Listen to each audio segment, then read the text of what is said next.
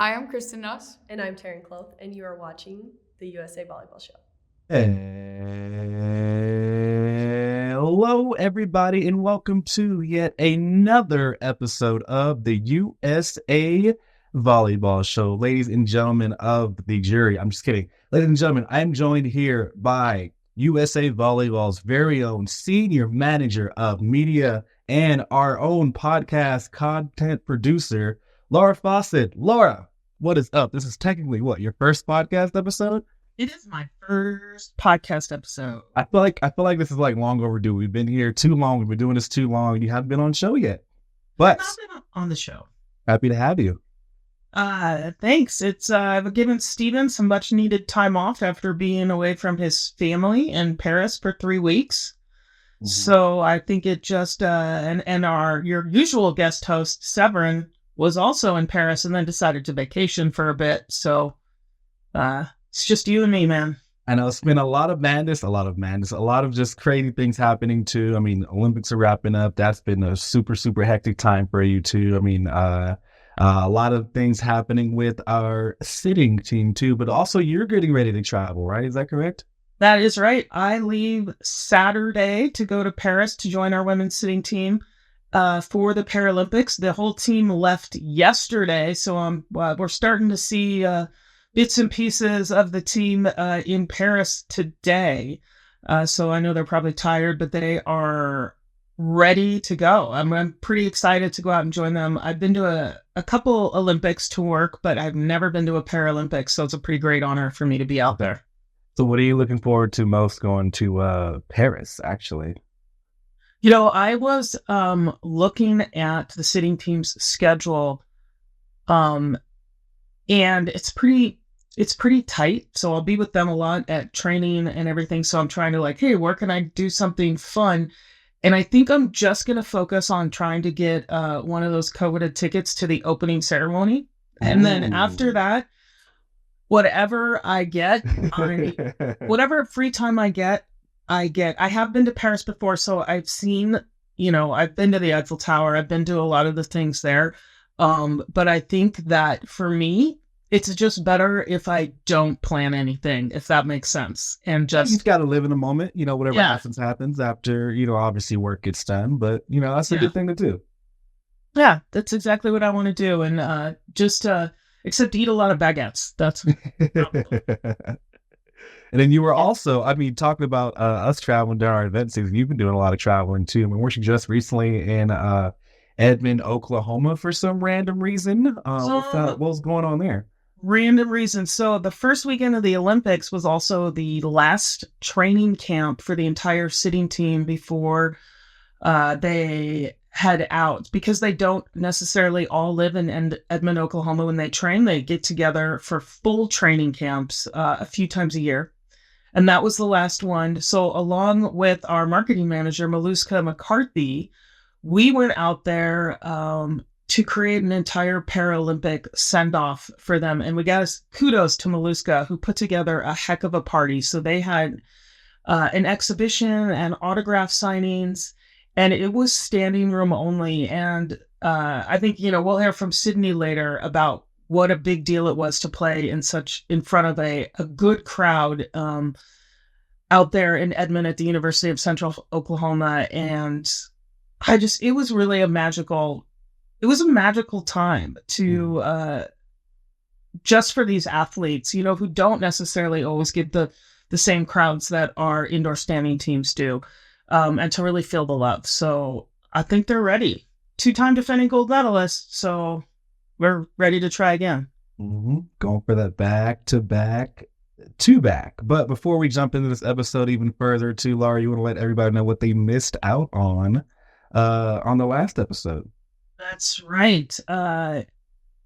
Last episode was live-ish during the Olympics. Episode 98 with Annie Benish and Miles Partain on the beach side, and Taylor Averill and Aaron Russell on the indoor side. Severin and Stephen both sat down with them. They talked about all things from the Paris Olympics, from their experiences up to that point. This was right before the quarterfinals for both of them, to to the rest of the competition, to everything. And it was a really great opportunity to sit with them. Especially it was like right before Taylor Averill really started blowing up on social media and becoming so popular. He turned out to be one of the stars of the game. So definitely go give that a listen. You can check it out on all our podcast platforms and video episodes that are on the USA Volleyball website and YouTube. Now, it's been a minute, but it's time for the news with views. Dun, dun, dun. I'm just kidding. Sorry, that's scary. All right, ladies and gentlemen, the Olympics are over.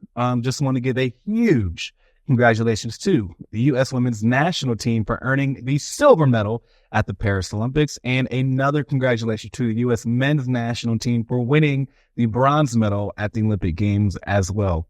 Both teams were recently in New York City at the New York Stock Exchange and at NASDAQ, as well as also on the Today Show. How can I mess up that on the Today Show? Don't roast me for that one. But also shout out to our U.S. beach national teams, Kelly and Sarah, Kristen and Taryn, Miles and Andy, and Chase and Miles for your hard-fought battles in Paris. I absolutely loved watching each and every one of you compete in the sand, and you guys had the most beautiful venue to leave it all on the court, therefore, too. It was so great seeing you all compete, and like we said, it was just such an epic beach venue, and we wish you all the best of luck in your future competitions. The 2024 Paris Paralympic Games will begin on August 28th. That is right. Mark your calendars for August 28th through September 8th. Cheer on USA as they compete on the biggest stage in sports. Watch your U.S. Paralympic women's sitting volleyball team, which is made up of 11 gold medalists. Just in case you didn't hear me, 11 gold medalists, and 9 of which are returning from the 2020 Paralympic team that won gold in Tokyo. They're going for back-to-back gold. That's right. 3. They're going for the three-peat. So this is a tournament that you do not want to miss. Be sure to tune into usavolleyball.org, NBC, and Peacock so you don't miss any of the action. Also, congratulations to friends of the pod, Taryn Cloth and Kristen Nuss, and Theo Brenner and Trevor Crabb for winning the AVP Manhattan Beach Open over the weekend. They earned their plaques to immortalize them on the Manhattan Beach Pier. Got to make sure I take a stroll down there and look at those next time I'm in town visiting. And that is 4 out of the 5 years that Trevor Crabb and his partners have won. So very, very, very, very, very big shout out to them. Congratulations. The 2024 Paralympic Games in Paris, France. That's right. Cheer on our U.S. women's sitting team, who is going for, once again, back-to-back gold medals. That's right. Check out usavolleyball.org for more information and follow along all the action on USA Volleyball social media. And for more on the latest news, make sure you visit usavolleyball.org. Now, ladies and gentlemen, let's get into today's show. Getting ready for her first Paralympic Games, we welcome Sydney Satchell on the show before she leaves for Paris. We learned about her injury that actually qualifies her for the U.S. women's sitting national team. We learned about her introduction into the game of volleyball. She talks about her faith and preaching when she's not competing. Of course, we catch up on all things Paralympics with her as well. We talk about music. We talk about fun things she's doing in Paris. That's all I'm going to say right now because it is such an amazing episode. We talk about what it means for her to have made the roster. And you just can feel and hear her excitement for her competing in her first games and so much more. But that's enough of us talking. This is such an incredible conversation, like we said before. Here's Sydney. Sydney, welcome. USA Volleyball Show. Congratulations. You have made your first Paralympic roster. Yes, I have. Hello, good people. Yes. So going back to that moment, how did you get informed? What was it like when you found out? Man, so it was so much anticipation from our team all across the board. Like, we were waiting. I think coach had said we would have it on one day. All of the little, approvals didn't happen. So we went into it happening the next day and we were on stilts and coach said, hey, it's coming out in an hour. And I'm like, got my phone set up. I'm like, saying a little prayer over my little heart. So I'm excited. I don't know, should I be calm? Whatever. And it came out and I thought I would boohoo cry and the breath was completely taken from me. And I just was in awe. It's one of those things where you're like, man, I've been working at this for a little bit. I'm excited. I had to change my focus from, the last games. I've been at this for 7 years. And now the thing that we've been thinking about, talk about being on a 2-time back-to-back gold medal winning team. Trust me, there are many conversations about it, but I was like, wow, I get to add to potentially, something else special in Paris. So it's one of those things where you're like, it's real. With how it actually happened and how you just described it, how have you been imagining it happen? I know sometimes it's a little different, sometimes it aligns, sometimes it doesn't, but, comparison to that. Are you asking about the announcement being? Yeah, the announcement, your feelings, how have you been kind of imagining and picturing that compared to the reality of it happening? Oh man, I remember, and I was thinking about this earlier today. I don't know if y'all have the footage that we took in Colorado Springs, and y'all were asking us, what would it be like to go to your first games? And I was thinking about, I think it was my response. And I was just like, it would be the best way to say thank you. And so to have, and to know that, my family has bought their flights and my prosthetist who helped me through the journey is coming. The person who introduced me to volleyball, I had my first volleyball practice in my 20s, is coming, right? She was one of my old high school coaches. So I imagined a full section for Sydney Satchell, and a good chunk of them are coming. And so when I close my eyes and dream, I'm literally living the dream. From the teammates, from the support, friends, family, church, and extended people who are high school friends of my parents. It's incredible. What I've been able to just see, and the love and support has been really good. Yeah. Awesome. Sydney, I saw you a couple weeks ago out in Oklahoma City. We did a big Paralympic send-off. You did a great exhibition. It was standing room only. How did that experience help really hit home for you that you were going to the Paralympics? Man, I don't know that I've ever played sitting volleyball in a bigger crowd. And I was like, this is the acclamation that I need, because for me, y'all know my personality is very big, and I am a big cheerleader at heart, super encourager. So being in front of people who were like, ooh, ah, screams, all of the things, I was like, oh, I'm ready. It's about to go down. Like, Paris, beware. And so it was one of those things where family and friends came out, like you said, standing room only. One of my friends from college, I didn't even know he was living in Dallas. I just sent out mass texts and he showed up, and I could have been in so many.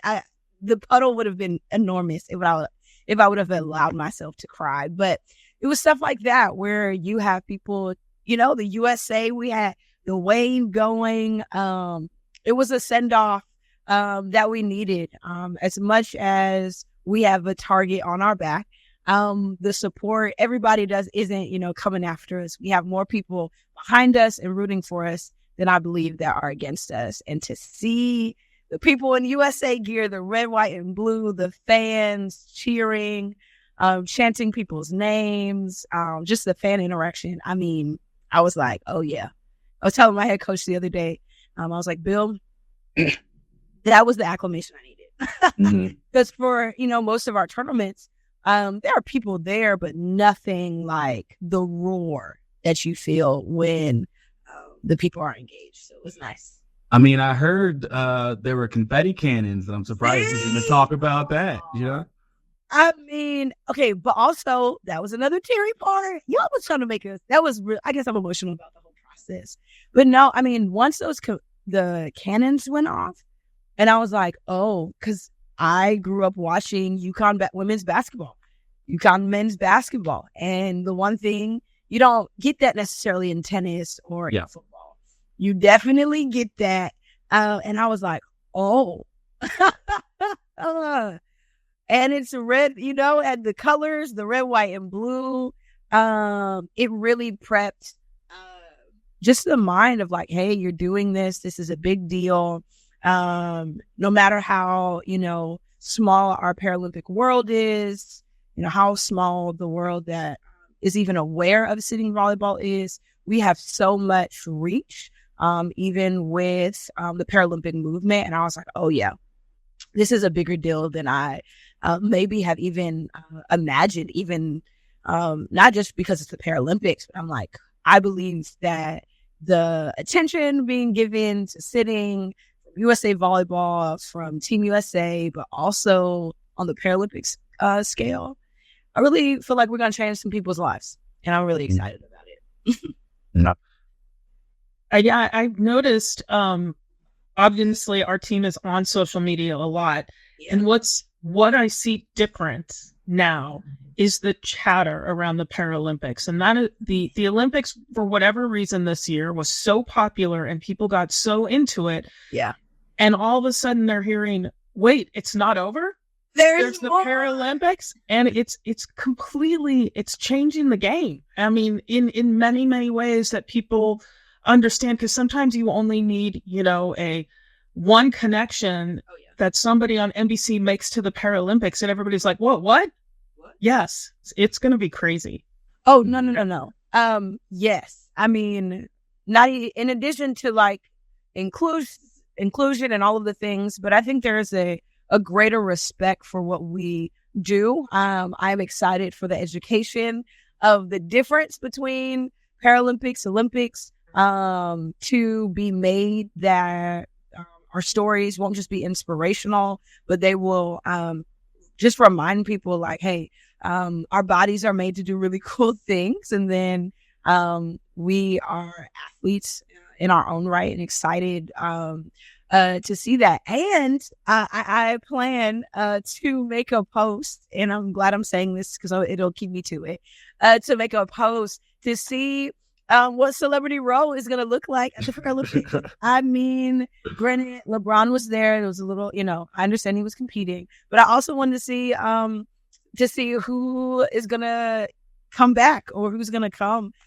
just because they're like, wow, this is something I've never heard of. And just, I'm excited. Come on, Celebrity Row. Serena, who else? Anybody, everybody. Let's see who we can get there. I love my Swifters. My goodness. And I don't know if she's still in Europe, but either way, excited to see just the recognition, absolutely. But the respect factor is going up, from companies to family friends to just the volleyball world in general. So I'm excited about that. I mean, it's been great to see the education, because people, I'm seeing people ask questions and having Paralympians answer them. Like one of the number one questions is, why isn't the Paralympics first? Why do they close the Olympic Games? Why do they just keep it going? And to have Paralympians say, hey, we understand your questions, but you're kind of saying, hey, do we not deserve an opening ceremony of our own? Because we can't come out 4 weeks early and hang in Paris. And about turning over the village to make it more accessible, and all that stuff. And they're like, oh, because they're just thinking they're bringing it in as opposed to giving it its own thing. Oh yeah, as it should have. Oh yeah, we are definitely our own thing.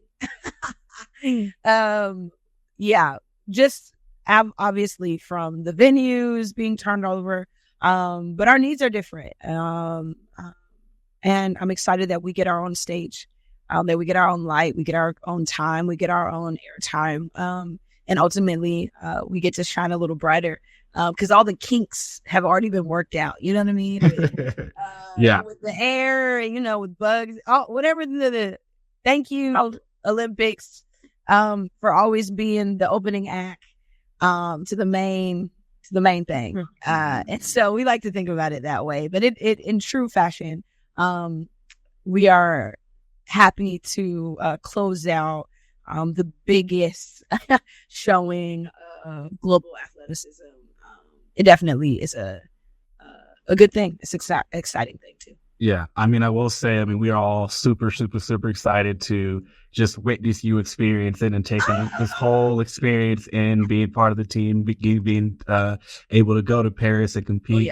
At what a time, like Laura mentioned, for this Paralympics too. But it's also really great to see how you all just loved your send-off celebration there too. It sounded like it was just the right thing to happen. And I know a lot of hands went into that, including a lot of work that Laura did on the back end too. And there's a lot of other people that I'm not going to mention because I don't know who all. I don't want to miss I don't want to skip anybody, upset anybody there too. But I think what a time to be a part of the experience. And I know we've already taken like a bunch of a pretty deep dive into the Paralympics and to expectations for the team. But let's get to know you a little bit more. Let's take a deeper dive into your personality, what you like to do. So when you're not training, when you're not working, when volleyball is kind of off to the side, what are you doing with your free time? I am either at church, at a restaurant with friends. I believe and have believed for a while that ice cream is its own food group. Fight me later. I'm an old lady in the sense, at least that's what, friends and family, because my favorite is butter pecan. You cannot go. Oh my, okay. All right. My grandma. I feel a little judgment and I'm not sure if I like it. You know what I mean? But yeah. So, for butter pecan on food group, I am a sporty woman and I love a good live sporting event. Not all sports. I'm growing, I'm not sure if I'm at like NASCAR and golf level. But I am definitely living in Oklahoma. Have fallen in love with softball. Shout out to OU softball, OSU softball. And been really engaged in that. But yeah, I'm a sports girl. I was able to see Serena in her last few matches. Wow. And I was in like tears. Like it was one of those dreamy kind of experiences growing up watching her and then being able to see her take on her own terms, take that bow and get all the love and the respect, and even to see them that first game, just all the presentation as if that was going to be the last. And I believe she played 3 total matches in that tournament. And so I was like, I'm coming back again. So live sports are a thing. Ice cream, Jesus. But yeah, that's me in a nutshell. I'm a people. I love people. It's something about humans that I enjoy. And so, yeah, I think that's me in a little nutshell. Laura, do you think I missed anything in our years of knowing each other? No, I just can't wait to try a bunch of ice cream with you. Because it is my favorite food as well. Yeah. USAV Satchell takes Paris gelato. Yes. And I'm going to have to branch out on my flavors because I'm kind of a mint chip girl, but I'm going to have to try some new things. Let's not do that. I don't believe mint should be ice cream flavor. I'll take butter pecan over anything. But mint's like on the bottom though, so don't get too hyped. Let's talk about feeling the judgment. I'm feeling it. Yes. So does that mean where does pistachio fall? Because I have high. I don't like nuts. It's like mint pistachio, butter pecan. I'm more of like I'll do like a strawberry cheesecake type of ice cream. Hold on, judgment there. Judgment's So I coming thought here. you were going to stop at strawberry as if we were in the third grade. But I see you added the cheesecake. I was just, you know what I mean? Because it reminded me of when, at the birthday parties, they would get like the chocolate, vanilla, and the strawberry. And they would, at the end, be all mixed in one. Yeah. Respectable when you add the cheesecake. Yeah. I'm going to leave my butter pecan comment, decades comment alone. So we're not going to show it right now. Yeah. But I feel like you're a big music person. Do you dabble in music? Do you have a lot of playlists? I feel like, I don't know. And yes, music is definitely a thing. You'll always see me prep before games, having some type of music going. I'm usually dancing before matches, and that is to stabilize my mood. If I'm too happy, got to bring me down. If I'm too low, got to bring me up, and just using music as that awareness. And for me, my taste is definitely more positive. Usually, not even usually, always either like, I know it sounds crazy even to say, but it's either like worship, Jesus rap, moody Jesus, strings. It just really depends. Because where even Christian music has, the quality, the lyricism, all of it, the musicality, the intention behind it has really gone up over the years. And so there's every genre now. And so we got some country, we got some hip hop, we got a little R&B if that's your thing. And so my playlists are wide and pretty deep, but kind of in that Christian realm. And I tell you, I'm sure you'll see it, Laura, while we're there. I'm dancing. I'm in my own world for about, a little bit before we head out, just as a centering piece. Because for me, it's very important to like remind myself that to take every little bit in. It's my first time, and I, as a 32-year-old, which is awesome, to have this new experience. I made a promise to myself years ago that when I'm doing something for the first time, that I don't rob myself of being a newbie, that I don't rob myself of being that new person, just because I'm like, oh, you should have. No. My eyes are going to be wide, right? Let's go do this. I want to go do this. What about this? And so I'm excited about having all those new experiences because this is my first time being on the Paralympic team. Do y'all see that? Do you see what's happening? That's a nice hat too. I love that. I see you took the sticker off, but it's okay. I did. And lift that bill up for clarity. Yeah. You see that? That's dope. Okay. That's dope. That's cool. So I'm not gonna take away, because like there's only a few people who can even say they've made a team, and for City Volleyball that list is even much shorter. So I take great honor and pride being trusted with the responsibility and the honor to represent my country, represent God, my family, myself, and ultimately my team. And so I don't take it lightly. So when I listen to music, it's like, all right, where do I need to be in support of teammates, being ready to get on that court and make it happen. You see what I'm saying? Because I don't think the world's ready to see what we got going. Y'all seen us once or twice before, but don't sleep. Okay, don't sleep on USA. Oh, I'll tell you what. They want to throw another watch party for you guys at USA Volleyball, which we did twice for, I think, women and men. And also, if you notice, you signed all those posters. You see the one behind Clarence there? He won the raffle at one of our watch parties. So, So he's got that probably hanging up. We do not sign those for nothing. And I'm like, I hate to tell you that the only match that is able to be watched in Colorado is France, the match against France, because that's at 10 a.m. our time. All the rest are at 3 a.m. our time. Yes. And I'm like, 3 a.m. watch party. The thing is, there were 7 of us who showed up Sunday for the 5 a.m. watch party for the women's finals. So I think 5 a.m. is doable. 3 a.m. is pushing it. I believe you have to stay up. You have to stay up all night. You just stay up. Yeah, we can have a night party at the office. Hey, Yes. Change our hours. You know what I mean? Just kind of work all the way through, push it, Yes. and we can go home afterwards. Might be a nice, healthy work-life balance potentially. Not, you know. Yeah. But there are definitely whispers and rumors of watch parties, particularly for our first game, semifinals, and finals. And I'm excited about it because they're like, how do I watch and where? And getting all the details out to everybody. Is it? Yeah. Let's talk about you and growing up. You were very athletic, played a lot of sports at the Walker School.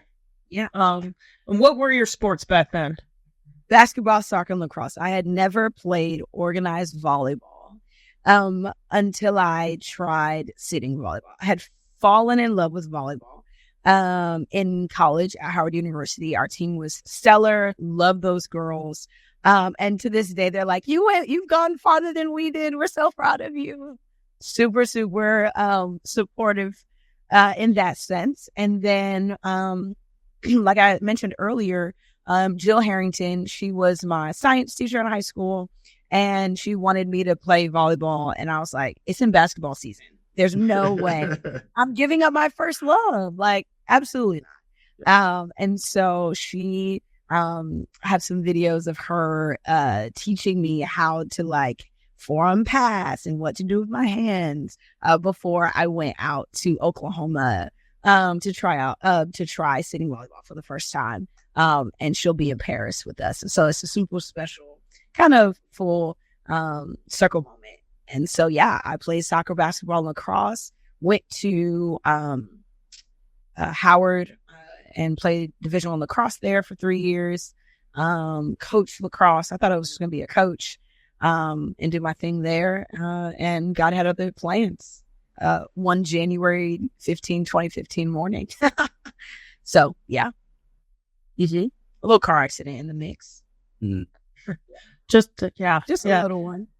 And how, one of the great things that I have loved and have seen from the sitting team is how you welcome in young women after they have had accidents that may feel like their dreams are over or their chances of sport are over.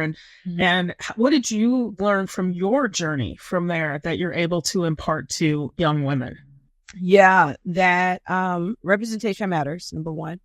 And I think it's for the young girls, but it's also for the families, people in general, because when the doctors even suggested amputation, there was a lot of nuance and newness to what that even was. So when a peer amputee came in the room and she took off her leg,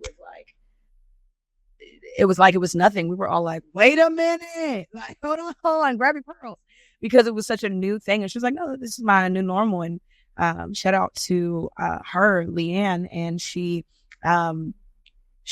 explained to us. We asked all the questions. What about dating? What about housing? What about clothes? How do you feel when you go to the pool? Like all of these things. And it took me a while to make a decision because I did not see it in front of me. And so when we see people, young people, old people, people who may not even class into sitting volleyball, we're like, hey, just being in the gym with us, I think really helps. And we've gotten that, response back as well, that being in the gym and seeing that there is life after, injury, trauma for me, but also people who were born without a hand or, born without, feet or club foot or whatever. So it definitely is an opportunity. And we take it pretty serious and have a lot of fun sharing with people, definitely kids, but also families. Like, hey, y'all, it's okay. Being in a wheelchair is okay. Having a missing this or not being able to do that, it's okay. And that's the part where I'm like, I really know and believe in my heart that we're going to save some lives around the world. Because, many years ago, children who would have birth defects, and we see it in Paralympics, they were the biggest population in orphanages because families didn't find or see that they would ever be successful in life. And so that is all changing now. So shout out to media outlets and people just advocating for people like us. Can you, I mean, obviously, as far as what you're comfortable with sharing, can you, if you don't mind, describing a little bit more of your accident in detail, and then, Yes. well, I mean, I'm just, and then on top of that too, how you, how what are some things you did, kind of take on and do to really work your way back into the reality of life, and get back to the personality that you are, because you are probably one of the most out there people that we love and appreciate you for that too. And I know just what what you have to offer, what you have advice wise, can really, like you said, probably save someone's life. Oh yeah. It's so January 15, 2015, I was on my way to work, and ice and snow got into my tires. I tried to center my car in a way that I would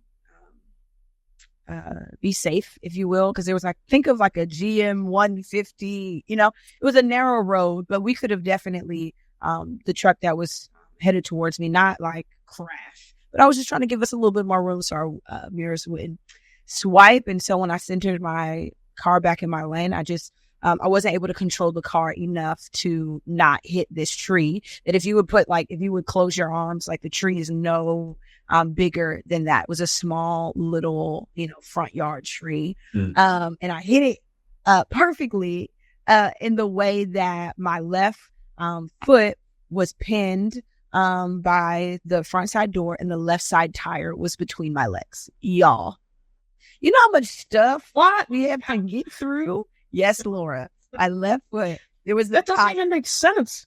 Now we're talking. There was a tire in between my legs. Mind you, airbag here. Yeah. In true Black girl fashion, the first thing I thought of was, oh my goodness, I have to tell my mom. I completely crashed this car. I am a full independent adult, and first thing goes, oops, sorry, mom. Don't want to tell mom. Couldn't find my keys. Engine is on. I love basically the same type of movie and show. I mean, action, law, med is kind of like the detective law. It's basically the same show, different characters. I will watch it all. Mm-hmm. With that being said, it's a little espionage, a little treason, all that. My car was on for a minute, and I'm like, is this it? Because let's be honest. I crashed my car. I can't get out. And to my estimation, it was about 20 minutes that they were working on getting that engine to not be on. And there was a guy behind me, and he was like, it's going to be okay. Just deep breath as they're, making sure that I'm good. They used jaws of life to get me out because I tried to get out. And that's when I knew, I think my leg's broken. I didn't know the tire was between my legs at that point. So another additional 20 minutes to use jaws of life, total of 40 minutes to get me out, and then an additional 40 minutes to get me to the nearest hospital. And the doctor there said, hey, I know there were angels around you, because the way that the first responders described the accident to me, you shouldn't be alive. And so there are moments in my life where I felt like God's hand was protecting me. Because I've met people whose family members were in car accidents and the car looked drivable afterwards and they didn't survive. And so I'm definitely grateful to be in this position. About 8 surgeries later, I'm an amputee and I'm leaving the hospital. So it was about 7.5 weeks. It was a tough one, being young and not knowing when I say young, I think it was like 22. Being in that predicament, in that situation, leaning on God for sure, leaning on family. Shout out to my parents for ensuring that for the majority of my stays, I was in my own room for that mental, that cognitive safety. And one thing that I learned is that I wouldn't go back. Some people ask me, like, Satch, would you, like, if you could do it all over again, if you can have your foot back, would you do it? No. And here's why. I am so much happier. Same person, same personality, but I have a deeper gratitude, a deeper joy, a renewed zeal for life. I appreciate some of the smaller things in life now. And so my encouragement for people who are going through challenges. I don't know why I feel like I'm about to cry. It's all right. I'm about to cry. You're good. It's okay. Is that when we go through hard things, and we all do, the Bible talks about there will be trouble. There's a promise that there will be trouble in this life. And so when we go throughout life and assuming that nothing will address us, nothing will come up against us, if you will, I experienced the thing. I was like, I'm an athlete. My mind was like, no. Yes, I had an ACL tear. Great. We passed that, but I'm still an athlete. And one of the things that I love about where I am right now is that the thing that I thought would take me out of that identity or that association really enhanced it. Because who would have thought that I would be a first-time Paralympian Paris 2024? As a kid, I was like, I want to go. This is my delusion. But I've always been super like go-getter. But I was a kid and I was like, I want to be the first Black woman on the U.S. Lacrosse team in the Olympics. Lacrosse wasn't and isn't an Olympic sport. But I was like, when it is, I want to do this. And so being and competing and doing my best at a high level has always been a thing. But I didn't know that it would take 8 surgeries, 7 weeks in a hospital, in a car accident that completely changed my life, I believe, for the better. I didn't know those things would happen. And so when life gives you an opportunity to take one step after another, my big thing is celebrate the journey that you are on, because nobody knows your journey, right? Like nobody can say how important it is. You know, every so often when I start brushing my teeth, I'm like, man, thank you, Jesus, because there was a time where I would brush my teeth and fall asleep and my mom would be like, hey, like get up, because I was under so much pain and pain meds. And so when I think about my time, I look at it and smile. I count it all joy when those trials, though, that sadness, that grief really came upon me. I'm like, okay, we can do this. And shout out to my support system, which you guys will see in Paris, a small portion of them. But yeah, that time was sad. I was happy.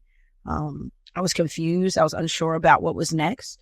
And this is why I can feel it coming up. But this is why when you celebrate your journey and when you are genuinely a good person and you aren't just a good person to receive things like a award in your name will be given to you. And I have the honor of having an award named after me, the Sydney Satchell Award for Perseverance at Howard University's athletic department, the second highest award in our athletic department. It's been going on for about 6 years, maybe 7 in 2025. And I didn't go and like, hey, I want an award in my name, but it was those things when you take life and you take it and enjoy it and celebrate your journey as you celebrate others, good things are going to happen. But yeah.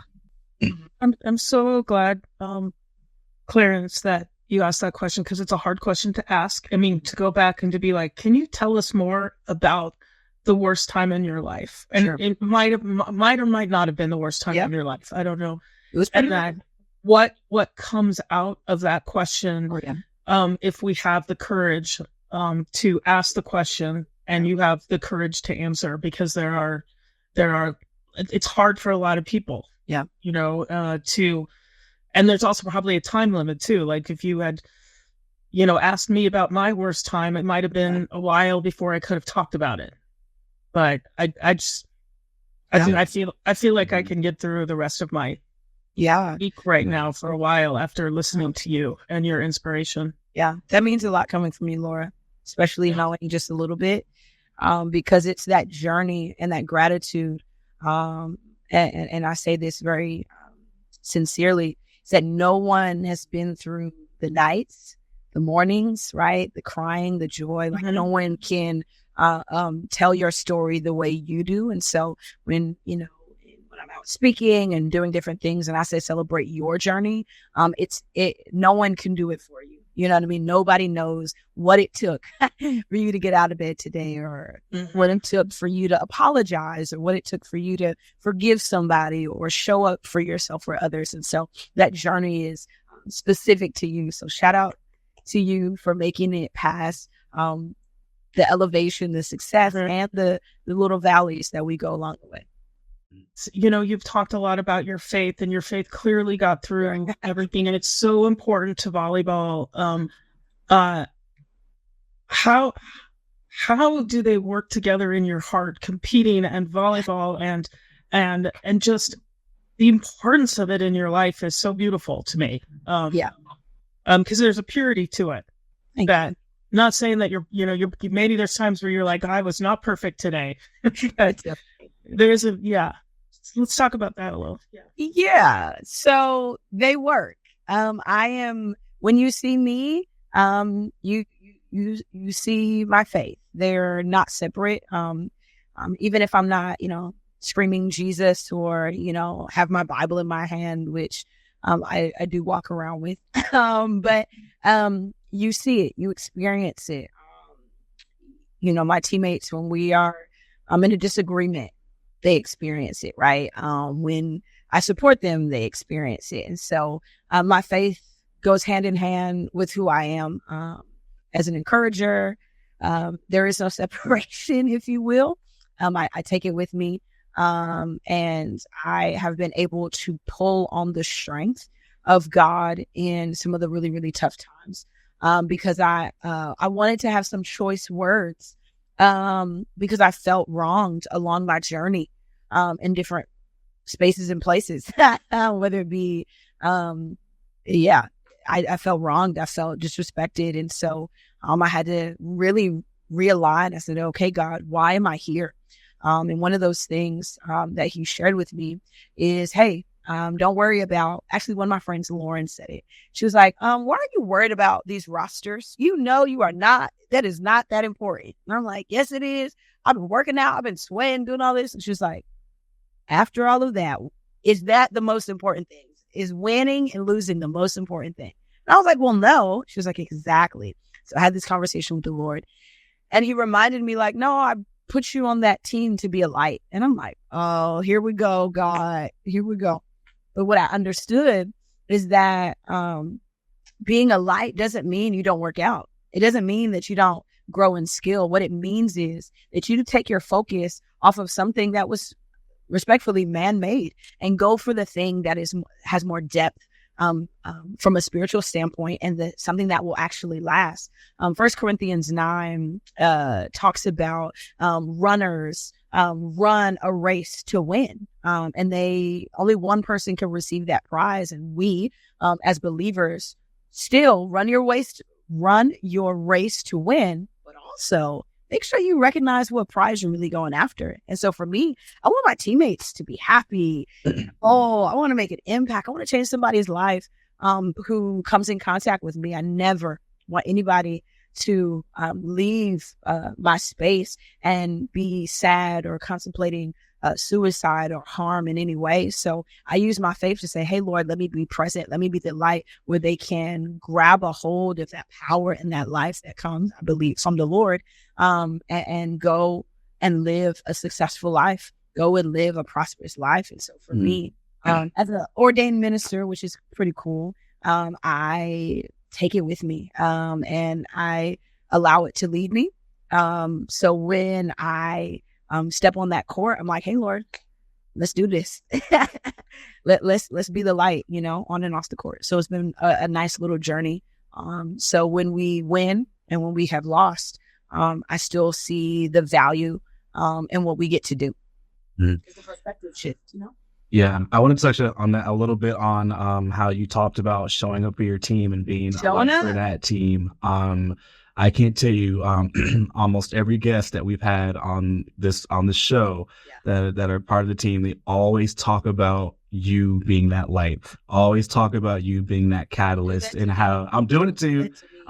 They always talk about how you are just like a really significant part of just the culture, the bonding, that sisterhood in that team.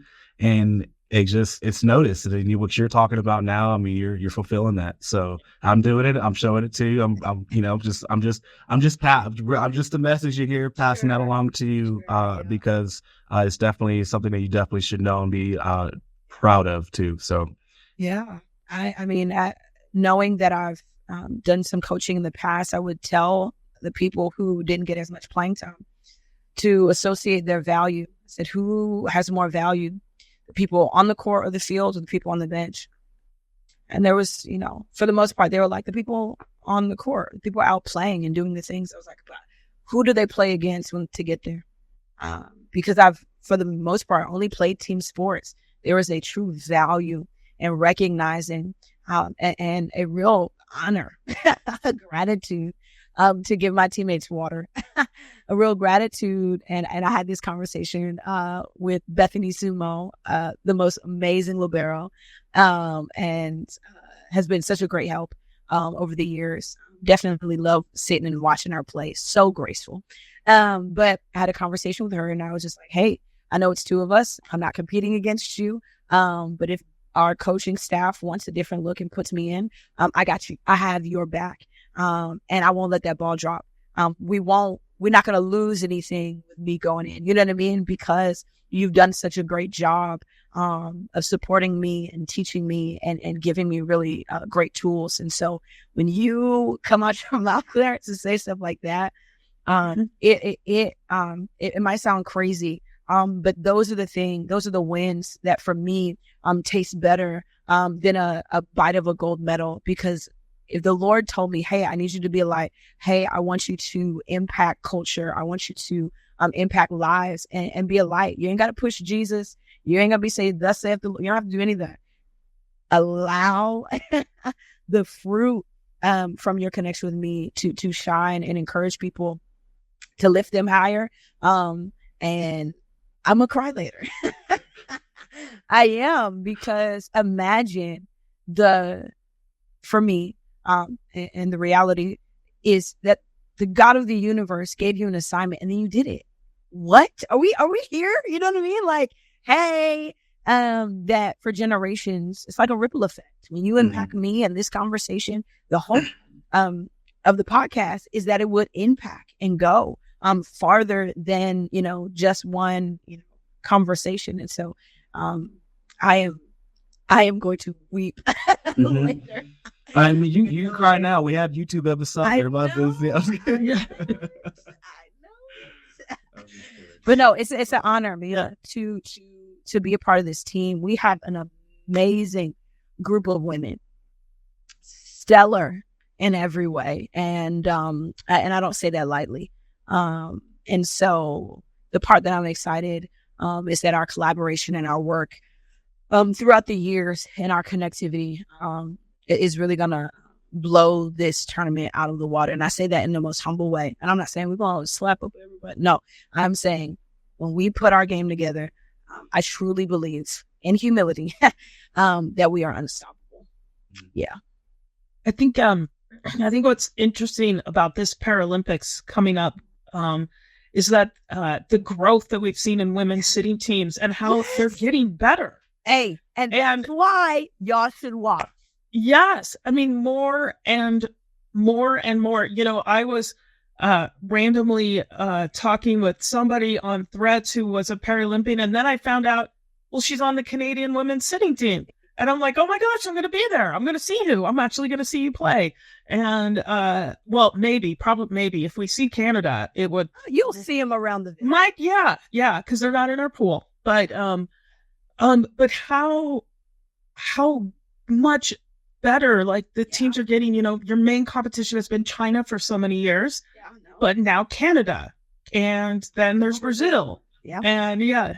And that's the beautiful part about, yes. I mean, we see it even in the Olympics earlier this year, a week ago, with like men and women's basketball. I mean, they were really blowing everybody out. They weren't. And so you can see that the world is spending more resources, more time and attention in this area in athletics. And that is not, that's the same actually in para. And so shout out to the sitting teams around the world because they're getting better. And it makes every tournament we go to super fun. It makes our tech meetings and our film meetings super cool because everybody's getting better. And watch out world, because there are going to be some really, really fun things going on. I mean, can't wait for y'all to see Heather Erickson put one down. You know what I'm saying? I can't wait for our setters to just, do their thing. And so it's just one of those things. We have amazing middles. Shout out to Nikki, Tia, Mo, who I'm forgetting, Nikki, Tia, Laura. Like, we just have amazing blockers, amazing hitters. Katie's coming back. We got the length of Whitney. We got our setters, Kaleo and Lexi. We got me and Bethany. I hope I'm not forgetting anybody, but I'm telling you right now, we got Emma. Oh man, the serving specialist herself, right? Like, we are a complete team. And I think from our starters, if you will, our more seasoned vets, to the bench, we are a complete team, and excited to show y'all what we've been working on. So it's an interesting thing that I think is different about our sitting national team compared to our indoor teams is there's been a lot less turnover. And so it's hard to break in. And I know you know that. And and then as the sport grows and we see more, how do you think that'll change the dynamic of getting more people? And then you've had this core group since essentially 2008, we had a couple. Laura was on 2004, and then somebody new every time until this core group, and it's tough to break into that. And when you started, how did you feel? Like these people had been together winning medals? No, I had to do. I'm a woman of faith, and faith comes in a way where you don't actually have to see it, because if you see it, it's not faith. And so I always have big faith. I don't care. I was in college. That's the story. So I was in college at Howard University, and my teammates still remember this, that it didn't matter how much time was on the clock, or how many points we were down. At the draw, I would yell, "Too much time on the clock. They left too much time." It just as a reminder, hey, until that thing says 0, we're not going to hang our heads down. We're not about to give up. They're going to earn everything. So if we get blown out by 6, 7, 10, whatever, too much. If there's a minute left on that clock, we have 60 seconds to put together all this stuff. And so I feel that now. And I hope, I'm looking forward to recognizing that when we have this faith, and I even thought that I would be on the Rio roster. Listen, y'all, when I say I'm a person of faith, I really am. So even at Rio, I had tried February 4th, 2016. It was my first developmental camp with the team. And I'm like, all right, I got February, March, April, May. It's probably going to come, the roster probably going to come out in June, July, but I got time to make the roster because I just didn't understand the steps in between. But at that point, I recognized, through, coming to camps and stuff, but I recognized that we have an amazing team who's getting better with age. Yes. Like better and better. You see what I'm saying? And so I believe that connection can't be taught. It's not going to come through you having more practices or lifting more.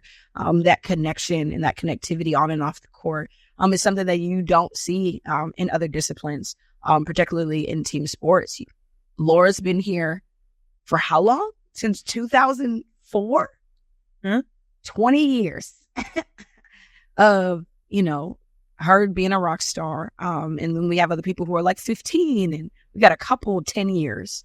And so knowing that it's going to be you'll see. It's going to be good. And breaking that barrier. But it doesn't mean that we don't want more people coming. Yes. In. So please, if you know anybody who is interested in sitting volleyball, reach out to the team and see how you can get connected to our developmental team. for men and women. We're looking for new talent for sure. It is rumored, every Paralympics is a rumor, but there's rumor that there will be more, transitions on the national team. Still waiting to get that official, but we'll see. Because we love the sport, and I believe that we've made lifelong connections on this team, and so as long as our bodies feel good, might just keep going. Mm-hmm. Yeah, we're definitely not trying to kick anybody out. Oh, no, you can do it, and your bodies are good. I want to see you out there winning goals. Let's grow the sport, and so that's another thing. More and more people. Yeah. Just a quick pause. I know we're getting close to the hour mark here. Are you good on time? Are we good to kind of keep going here? I know we got a few questions more lined up. I'm just going to make sure we're not cut into anything else you got going on today. No, y'all are important to me. All right. Well, I mean, you mentioned it. Like, this team has been together and progressing and making really, really efficient growth. That's been kind of changing and, evolving throughout the year. So, what have you and the team been focusing on, up to leading to this point, going into Paris specifically after, just through the years too? Mm-hmm. Yeah. Our main focus is us. Some people will go into games and focusing on other teams. We're just focusing on us, staying healthy, making small adjustments, and doing the small things well. It is almost like a back to the basics. We're in execution mode, if you will. That we're not adding any, tricks, if you will. We're not trying to do too much. We're just trying to maintain so that we can peak at the right time and really focusing on us. We will get to them at our tech meetings. We'll get there. But we've been literally focusing on us in all of the realms, mentally, emotionally, for some of us spiritually. And so it's been fun to not really worry about anybody else. And there's been a lot. The gym has been so fun in our resident program. And today it's been fun, and the excitement is good. We're helping each other out, asking each other like, hey, what was that like? And they're giving each other feedback. And so I think the best teams worry about them and prepare the best way that we can. And you'll see. We're ready for the challenges to come. Yeah. I love how your facial expressions and your focus kind of changes depending on the topic. There's like a certain, either light up if we're talking about something that, you're super, super passionate about. I mean, this whole episode is about passion, obviously, too. Like whatever the focus is, there's a different light to you, which is something, we definitely appreciate. But other than kind of leading up to it, have you ever been to Paris before? Is it your first time going to be experiencing the city? Yeah, it'll be my first time experiencing the city. We were in Nancy, France, for Super 6 tournament earlier this year. It was like an hour or two away. And so yes, I've been in the country. We spent like one night in Paris, and just went to go get dinner, but excited, to shop. Hello. Excited to explore. I've never been to the Eiffel Tower, never been to the Louvre. Cathedrals, all of the things. Excited to be in the city. Yeah, man, I'm ready to explore post games. Have a little oh my goodness, we're going to Disney. Okay, that's the one thing that I have already planned. I want to go to both parks. I want to see everything. I want to do everything. Disney and ice cream, right? Is that in the middle of the games? No, you're going right after the games. The next day. The next right after closing ceremony. Mm-hmm. The next they'll be taking their gold medals with them too. No. I don't want to get mugged, and I don't want to hurt nobody for trying to take mine. You see what I'm saying? Because I earned this. And so I will I won't be taking it with me. Because I want to be, show love to everybody. No, I'm kidding. No, just, yes, for safety reasons, but I'm very excited to go to Disney. To see what that looks like there.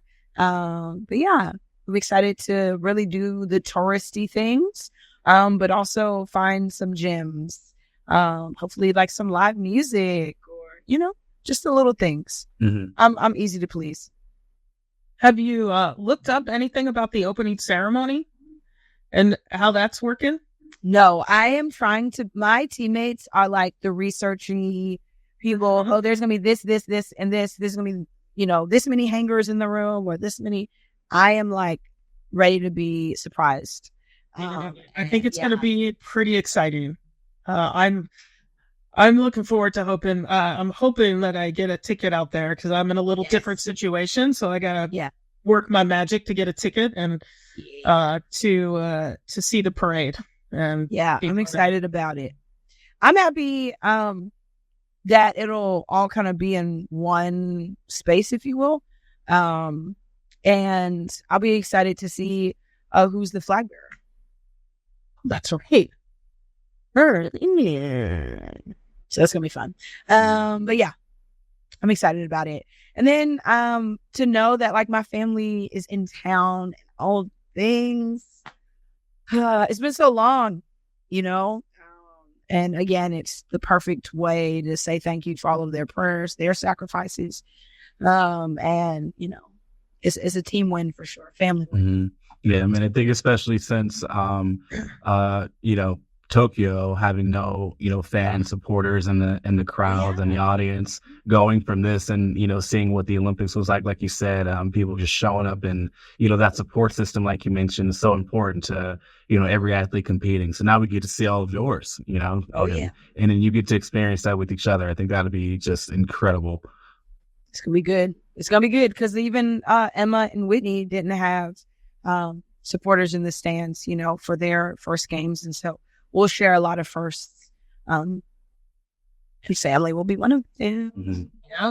Yeah. It's gonna be good. Are y'all ready? Are y'all ready for Paris? Is USA Volleyball ready for Paris? Like, is all of our viewers and our listeners like, are you ready? Mm-hmm. I'm ready. I'm be watching from here in Colorado Springs too, but I'll try my best to catch those 3 a.m. matches for sure. We'll catch the watch party. No, we're ready. We are ready. We're excited again. Curtis and I have made it very clear that the Olympics are over. This is Paralympic content. Mm-hmm. And a couple of people are taking a day off, but they're all back on Monday. Come on. And I expect the ones who just got back from Paris, I totally get it. We love that. On Monday, I'm like, are we ready? Because, it's a little different in the sense of you guys have a match kind of every other day, while we have 1 to 4 matches a day, and it was much crazier. And I'm hoping this means we can get more, with the team, and then also when I'm not with the team and you guys send us stuff, more personality stuff out there as well. There's a lot more time for that kind of stuff. You will have more than enough. If I know anything about the majority of my teammates, we know how to put a look, a reel, a TikTok. Yes, you do.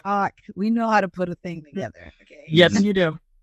So it's gonna be fun. And I'm excited. Yeah, and for everybody watching and listening, tune in, watch something new. That was my thing to my family. It's like, hey, yes, come support me. Don't be late to the games. And red, white, and blue. Right? There's a couple. Give yourself plenty of time to get to the venue. That's what I understand. You're like, you think you only need an hour? No. Take 2 and go to a coffee shop across the street while waiting to get it. Please. Yeah. And that helps even with our venue. But the other thing I asked them to do was like, go watch another sport. Because as much as y'all are here for me, this is the Paralympics. And before, my car accident, and before me coming out here, we were all pretty, unaware and ignorant about the Paralympics. So go and watch. Because there are athletes literally all over Paris competing in sports you probably never even heard, but mainly even seen before. So I'm excited for them to go explore the Paralympic world as well on their day off. Yes. Day off. Yeah. Well, I know. I think we touched on a lot. We touched on, you making the roster. We touched on your amazing send off. Faith in volleyball has been a good conversation there. Talked about you being a light for your team. I can't let you forget that. A little bit about what you guys are kind of strategizing, have looking forward to as a team, as a unit. Looking forward to the games. What are some things you're doing to, get ready to take in the whole moment and, take in the moment of being in Paris at the same time? Your first games, everyone's kind of preparing for it, in their own little way. What are some things you're doing there? Man, I am making sure I have everything on my packing list. Jerseys and play stuff goes in first. Mm-hmm. The second bedroom in my apartment is, I call it my war room. So anything that's going with me is like thrown on the bed. I'm taking this. Don't forget this. And so that's been really fun. Shout out to the birthing room, which is my church here in Oklahoma. And they gave me some written notes and handwritten stuff with me.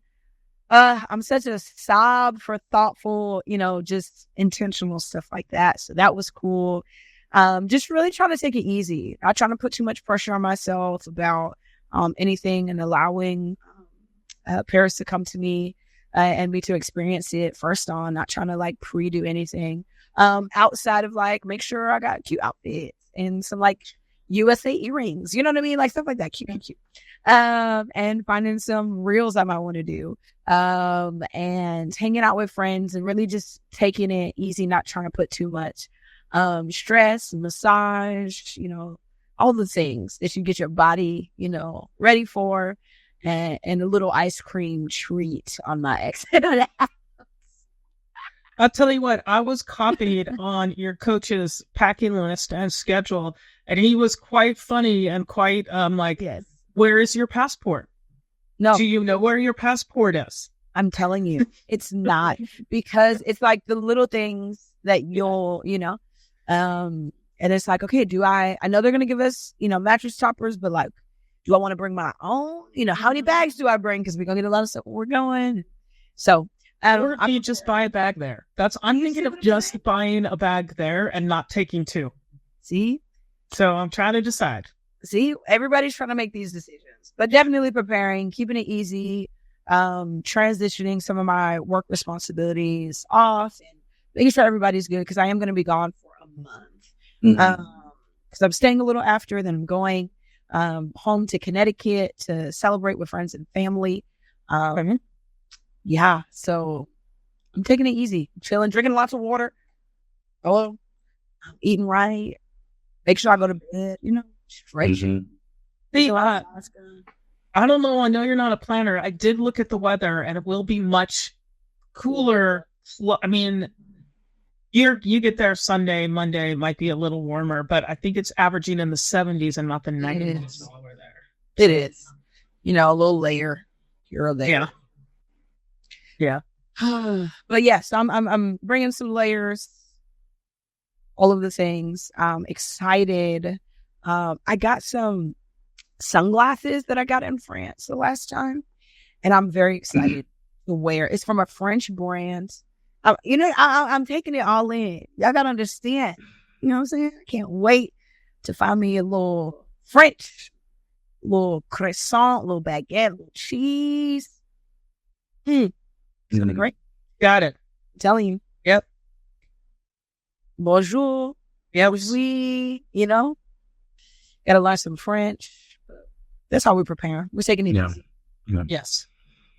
Well, it sounds like you got everything kind of going on. And I know, honestly, I think we could sit here and talk for another hour or so about, whatever topics we want to talk. But before we kind of start to wrap things up, I know we touched on a lot. You have anything you want to, leave the audience with? Maybe your team, maybe something for yourself, or everything in between? Big shout out to the 12 who are going to Paris, but also to my teammates who are alternates and those who are staying stateside. We love you. We appreciate you. You are as much a part of the success as any of us. Shout out to my family, friends who've been supporting this journey for 7 years. It'll be 10 years in January for the 10-year anniversary of my car accident. Insane. But shout out to the birthing room, my church here, family and friends all across the legit world who've been supporting. I love you. I appreciate you. And we gonna let the world see this light for sure. Mm-hmm. Yeah. Where can people follow you on social media? Hey So, all your reels, all your TikToks, TikToks, knickknacks, you're going to be posting. Where can we follow your story in Paris? Yes. Sydney Satchell, Instagram. I do have a TikTok, but it's more so to watch y'all's TikToks. You can find me on everything at Sydney Satchell. You can even go to sydneysatchell.com. If you want to book me to speak to your school, university, come and be a keynote, webinars, all the things. So sydneysatchell.com, and then on Instagram, Facebook, and all the social medias, it is at Sydney Satchell. Yeah. Come talk to us. Come see me. Mm-hmm. Yeah. Nah, thank you, Sydney. This has been an amazing conversation. I know we feel the emotions, we felt the passion, the love is there too. And we can't stress enough just to wish you the best of luck in Paris, and just always love hearing from you too. But best of luck to you and the team. Thank you. I'm gonna see y'all. We will see you soon. We'll see you soon. Bye, guys. Bye. Bye. Oh man, that was not just a fun conversation, Clarence, but that was an emotional conversation. I was getting a little teary-eyed. Her passion, not just for the game, but for life, is so beautiful. Yeah. I think one of my favorite parts of, so many favorite parts. We were talking about it when we wrapped up. Curtis was like, man, I was, taking notes down for some promo snippets, but everything she literally said was just amazing. And like you mentioned, the emotions are brought out. We couldn't have two podcast hosts crying on the episode, so I really tried to hold my emotions back there too. But wow, my favorite part of she just, talking about her accident so vividly and in so much detail. And, obviously it's something, a very tragic situation that happened in her life too, but the way she just embraces it, even talks about wouldn't change a thing, going into, if she can, rewind and go back into things there. It's all happened for the betterment of her life. And she has just taken it in the most magnificent strides ever. Like it's hard to really form words around it. And one more than I'm going to start rambling here, just how about her journey on this team, what Paris means to her, and how she just keeps being, that light, that, beacon for her team of just whatever is needed, such a positive energy, such a passionate energy, and just someone you just love to have in your corner. You do. And that great libero as well. And, going back to what I was going to do in Paris, well, we can't forget, I'm clearly going on a gelato tour with her. Yes. We're going to eat some ice cream. Butter pecan. I don't agree with it, but hey, you got to do what you got to do. You do what you got to do. We will find her some butter pecan for sure. And just, these athletes are so amazing. And going back to everybody who's watching, NBC networks are definitely covering the Paralympics, but it is not as complete as the Olympics. So definitely follow us if you're not already, on social. As of right now, the biggest match, the first match, the U.S. starts against China, and that is not going to be available for anybody to watch. So if you're on social and feel like tagging NBC and saying, why isn't this happening? Please do so. The other matches will be on either Peacock or USA. I think the second match against France is scheduled for USA right now. But there's still a long way to go to make sure that Paralympics gets the coverage it deserves, even though I have to shout out NBC. I love what they're doing. Every 4 years, there's more and more. And so the more we watch it, the more NBC knows that it's something really that they need to keep showing. And if you're really interested in the Paralympics at all, I want to say also, if you are on Instagram threads, that is the place to be to talk about the Paralympics, not just sitting volleyball, but all sports. That Paralympics has been trending for a week, and it is just this happy place of people talking about Paralympics. You can meet and talk with Paralympic athletes of all sports and learn about their sports. So if you're a social media person, go check that out. Yeah. And follow us there too. Mm-hmm. It is not over yet just because the Olympics are done, and there is so much more to watch, so much more talent, so much more passion, effort. You are going to regret missing these Paralympic Games if you do not set your alarms or whatever you need to do to align with this max schedule, not even just sitting volleyball. Again, every discipline across the board. Make sure you tune in and watch the Paralympics too. You will not regret it, and it is going to be such an amazing show. But I wish I could cue the Greatest Showman theme music there, because we love musicals. Or we're just gonna put a pin in that and use our imagination there. But yeah, I mean, kind of once again, circling back, Sydney, thank you so much for taking the time to be on our show. We would definitely have to have you back on. Maybe have you on one of our live-ish episodes, post Paris, just so you can talk about that gelato tour. I would love you to kind of sit out and give us your ratings and give us your take on those. I think that'd be a lot of fun, and just can't wait to watch. I think that would be a great idea. If I can figure out the camera and those little wireless mics, and we can take them out on our gelato tour and sit by the river and just eat gelato and talk about the experience. Yeah. But in the meantime, make sure you guys follow Sydney on social media. She dropped her social media platforms in the interview. If you missed that, go ahead and rewind and get those social media platforms, and also follow our women's sitting national team as well. Again, this journey is going to be something you're definitely going to want to be a part of. Agree. But now there's still a lot of stuff going on at USA Volleyball. Just because the Olympics are over doesn't mean volleyball is over. We have a lot of big events coming up, both domestically and internationally. Mm-hmm. Starting off on the beach side, we've got SSOVA's August 25th Juniors Pompano Beach, the beach volleyball tournament in Florida. That pretty much starts now qualification for next year's beach national championships. The 2024 Beach U19 World Championships. This is a big one. August 17th to September 1st in China. We have two teams in the main draw, one men's, one's women's. We have two teams in the qualifier. And then there's some more reserve athletes who could still get a spot in depending on who shows up. Another BNQ, the USA Volleyball Beach Tour Chesapeake Wave Fall National Qualifier is August 31st to September 1st in Clearbrook, Virginia. And the big beach events keep coming. The World University Beach Championships, September 2nd through 8th in Rio. I think we have two teams there, one on the men's side, one on the women's side. So keep your eye out on social for those great beach events. It's going to be awesome.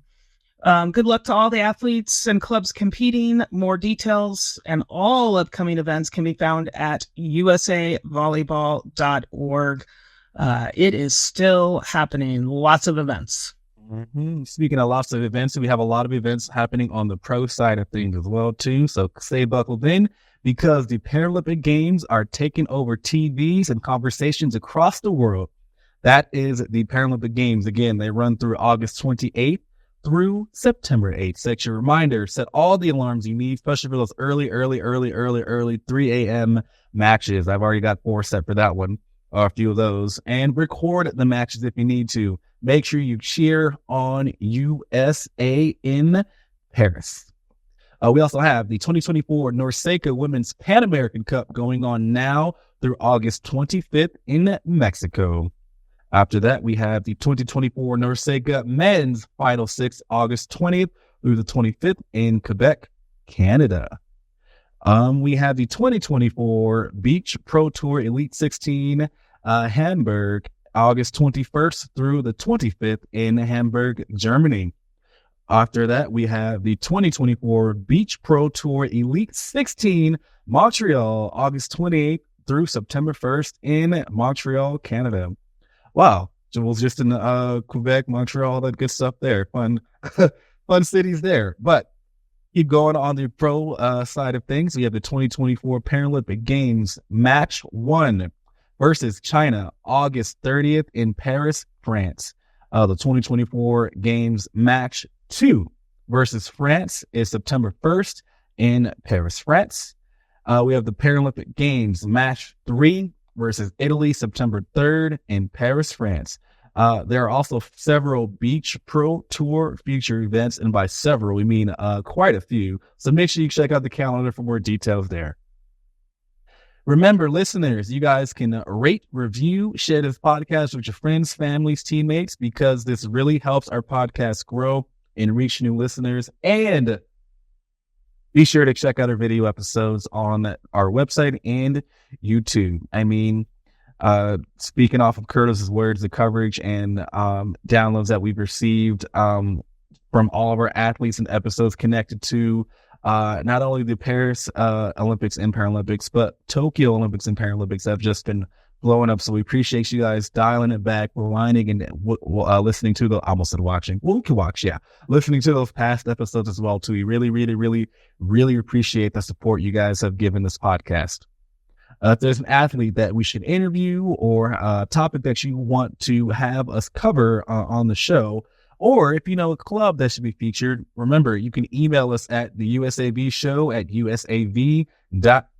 Let us know how much you're loving the show, or let us know how much, we can, be changing. We're always open to that too. We know we're not perfect. So we appreciate the feedback either way and are hoping to hear from you. As a reminder, new episodes drop every other week. And until then, thank you all for listening to another episode of the USA Volleyball Show. We are the official podcast of USA Volleyball. This has been the USA Volleyball Show with Clarence Hughes and Stephen Munson. Produced by Curtis Ward. Our content producers are Severin Labenstein and Laura Fawcett. Our marketing lead is Bree J. Cox. If you enjoyed this podcast, be sure to rate and review. And if you haven't already, please subscribe to the USA Volleyball Show on Apple Podcasts, Spotify, or wherever you listen to your podcasts.